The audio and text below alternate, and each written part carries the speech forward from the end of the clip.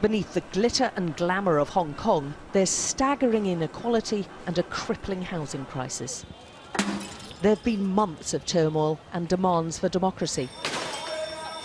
The violence has hit Hong Kong's reputation and economy, but the authorities are blaming the unrest on one of their most dirty secrets, the scandal of the coffin home dwellers. Many of them are deeply ashamed of their circumstances and ask us not to identify them.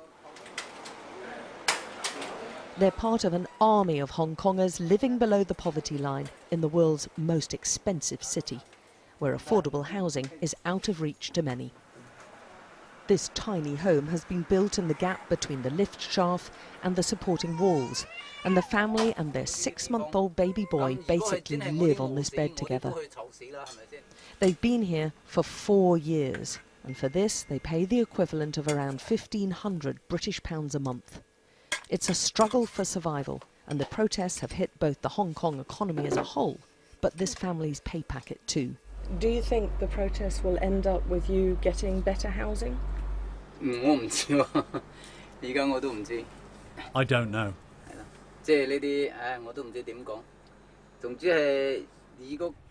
I don't know, but when it carries on like this, I'll lose my job very soon, and I'll have no money to buy food. But there are plenty worse off than him. All of these are homes, top and bottom.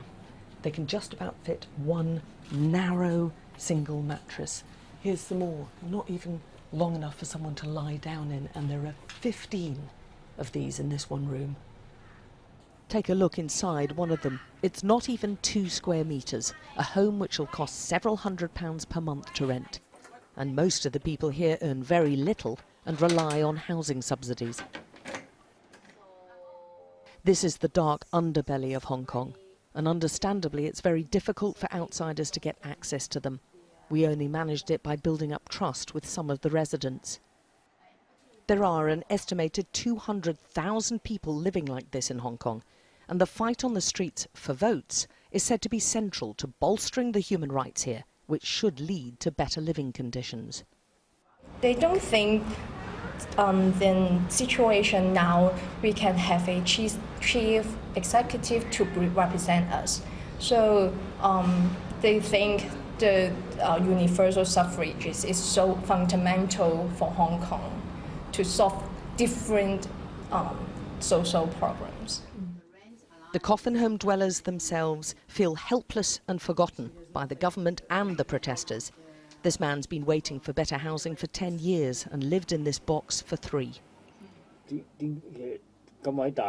Why don't they ever mention the housing problem in the democracy protests? There aren't enough homes and people like me are just being ignored. Hong Kong's leader prefers to focus on these social issues rather than dealing with the demands for democracy on the streets, which are at the heart of the protests. And the city's poor are mostly voiceless and vulnerable. Alex Crawford, Sky News, Hong Kong.